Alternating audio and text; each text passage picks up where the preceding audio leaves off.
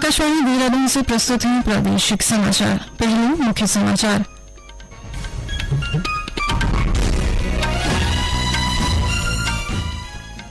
अठारहवीं लोकसभा का पहला सत्र इस महीने की 24 तारीख से शुरू होगा। प्रदेश में वेक्टर जनित रोगों की रोकथाम के लिए स्वास्थ्य विभाग को अलर्ट मोड पर रहने के निर्देश। उत्तरकाशी जिले में तीर्थ यात्रियों की बस खाई गिरने से 3 लोगों की मृत्यु, 12 गंभीर घायल। और मौसम विभाग ने राज्य के मैदानी हिस्सों में अगले 48 घंटों में अत्यधिक गर्मी और कहीं कहीं लू चलने का पूर्वानुमान व्यक्त किया।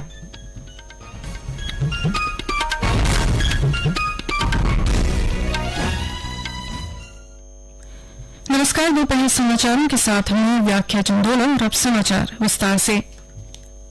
18वीं लोकसभा का पहला सत्र इस महीने की 24 तारीख से शुरू होगा। इस सत्र में नवनिर्वाचित सदस्यों की शपथ, अध्यक्ष का चुनाव, राष्ट्रपति का अभिभाषण और चर्चा होगी, जबकि राज्यसभा के 264वें सत्र की शुरुआत भी इस महीने की 27 तारीख को होगी।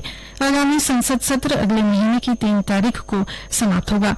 केंद्रीय संसदीय मामलों के मंत्री किरेन रिजिजू ने कहा कि देश की जनता निर्णय ले चुकी है और अब देश की सेवा के लिए कार्य करना हमारा कर्तव्य है। श्री रिजिजू ने कहा कि 140 करोड़ भारतीयों की आकांक्षाओं को पूरा करने की चर्चा के लिए संसद एक आदर्श मंच है। प्रदेश में यात्रा प्राधिकरण बनाने के लिए कर्तव्य और दायित्व निर्धारित किए जाएंगे। इसके लिए प्रशासन, मंदिरों, ट्रांसपोर्टर्स, टूर एजेंट्स और अन्य संबंधित पक्षों के साथ बैठक की जाएगी। मुख्यमंत्री पुष्कर सिंह धामी ने देहरादून में आयोजित उच्च स्तरीय बैठक में अधिकारियों को ये निर्देश दिए। उन्होंने चारधाम यात्रा को और बेहतर बनाने के लिए वरिष्ठ अधिकारियों को समय समय पर व्यवस्थाओं का निरीक्षण करने को कहा। मुख्यमंत्री ने कहा कि यात्रा मार्गों पर 42 सीटर तक की बसों की व्यवस्था सुनिश्चित की जानी चाहिए। बैठक में गढ़वाल आयुक्त विनय शंकर पांडे ने बताया कि चारधाम यात्रा के लिए ऋषिकेश और हरिद्वार में श्रद्धालुओं का बैकलॉग खत्म हो गया है और श्रद्धालुओं का पंजीकरण कर चारधाम यात्रा पर भेजा जा रहा है। उन्होंने बताया कि पंजीकरण की संख्या अब सीमित नहीं है। बैठक में मुख्यमंत्री ने निवेशक सम्मेलन के दौरान प्राप्त निवेशों के क्रियान्वयन में तेजी लाने के भी निर्देश दिए। उन्होंने कहा कि Rishikesh Karnaprayag rail line, Tanakpur Bageshwar rail line और दिल्ली देहरादून एलिवेटेड रोड के अंतर्गत राज्य में टनल निर्माण में लगी कार्यदायी संस्थाओं के साथ बैठक बुलाई जाए और निर्माण कार्यों में तेजी लाई जाए। प्रदेश में वेक्टर जनित रोगों की रोकथाम के लिए स्वास्थ्य विभाग को अलर्ट मोड पर रहने और किसी भी स्थिति से निपटने के लिए सभी तैयारियां पूरी रखने के निर्देश दिए गए हैं।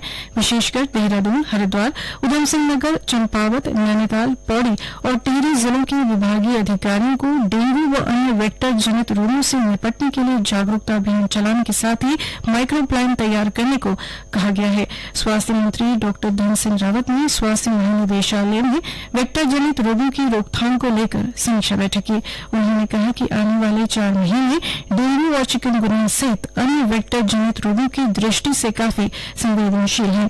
इससे निपटने के लिए आम लोगों में जन जागरूकता फैलाने के साथ ही विभागीय तैयारियों को मजबूत किया जाना जरूरी है।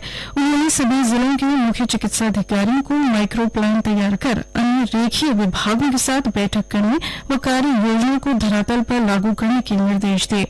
स्वास्थ्य मंत्री ने जिले में संभावित डेंगू के मरीजों को बेहतर उपचार दिए जाने के मद्देनजर आइसोलेटेड बेड आरक्षित रखने, पर्याप्त मात्रा में दवाइयों की उपलब्धता के साथ ही ब्लड बैंकों में पर्याप्त मात्रा में खून की व्यवस्था रखने के भी निर्देश दिए।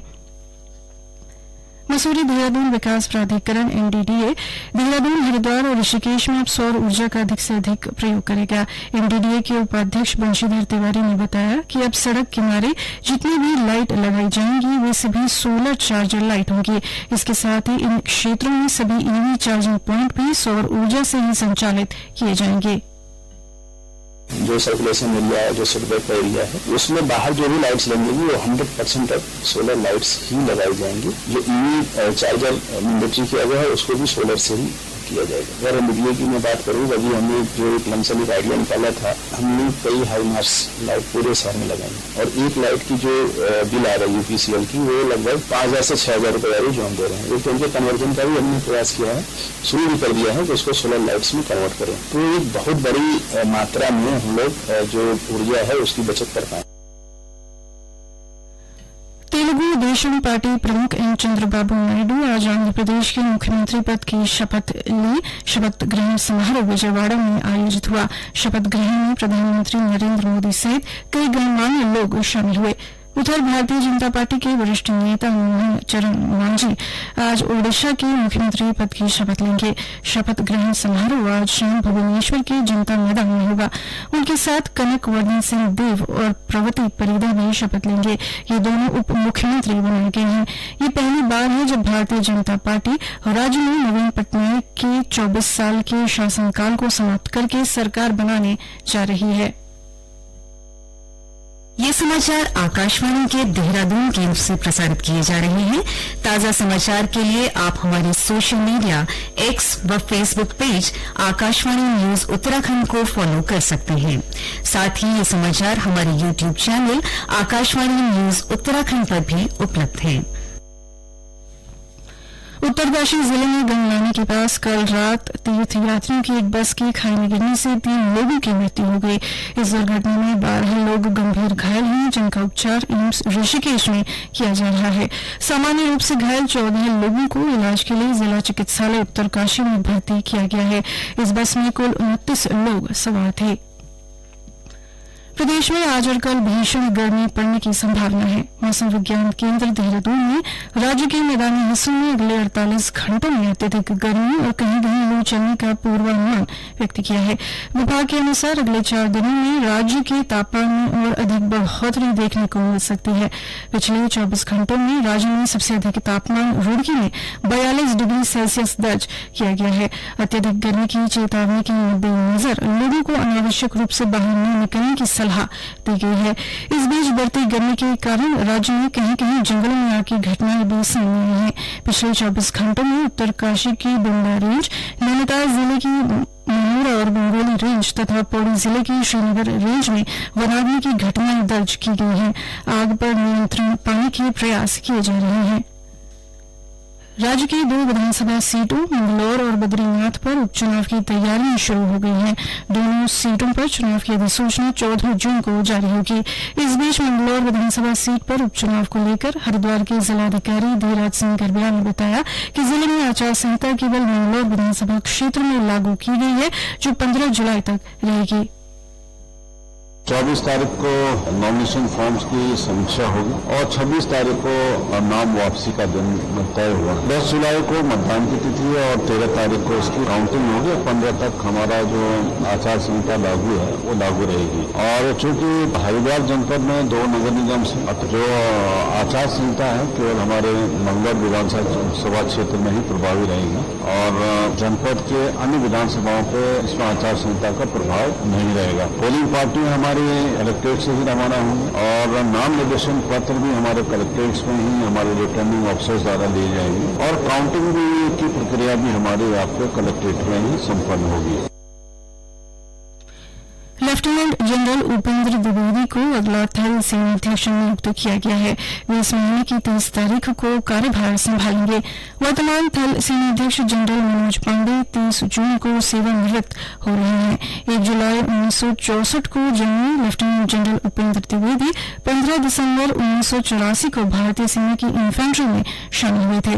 लगभग 40 वर्षों की लंबी और विशिष्ट सेवा के दौरान उन्होंने विभिन्न पदों पर अपनी सेवाएं दी हैं। उन्हें परम विशिष्ट सेवा मेडल, अति विशिष्ट सेवा मेडल और 3 general officer commanding in chief प्रशस्ति कार्ड से भी अलंकृत किया गया है। आईसीसी T20 क्रिकेट विश्व कप में न्यूयॉर्क में आज भारत का मुकाबला अमेरिका से होगा। दोनों टीमें अपने पिछले 2 मुकाबलों में अजय रहकर मैच में उतर रही हैं। भारतीय टीम ने आयरलैंड और पाकिस्तान के खिलाफ जीत हासिल की, जबकि अमेरिका ने अपने पिछले 2 मुकाबलों में कनाडा और पाकिस्तान पर जीत हासिल की। भारत ग्रुप में बेहतर रन रेट के साथ अंक तालिका में शीर्ष पर है, जबकि अमेरिका दूसरे स्थान पर है। अंत में मुख्य समाचार एक बार फिर।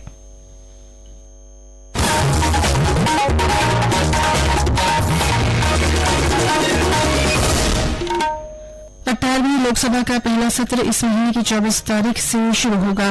प्रदेश में वेक्टर जनित रोगों की रोकथाम के लिए स्वास्थ्य विभाग को अलर्ट मोड पर रहने के निर्देश। उत्तरकाशी जिले में तीर्थ यात्रियों की बस खाई में गिरने से 3 लोगों की मृत्यु, 12 गंभीर घायल। और मौसम विभाग ने राज्य के मैदानी हिस्सों में अगले 48 घंटों में अत्यधिक गर्मी और कहीं कहीं लू चलने का पूर्वानुमान व्यक्त किया। इसके साथ ही प्रादेशिक समाचार का ये बुलेटिन समाप्त हुआ। नमस्कार।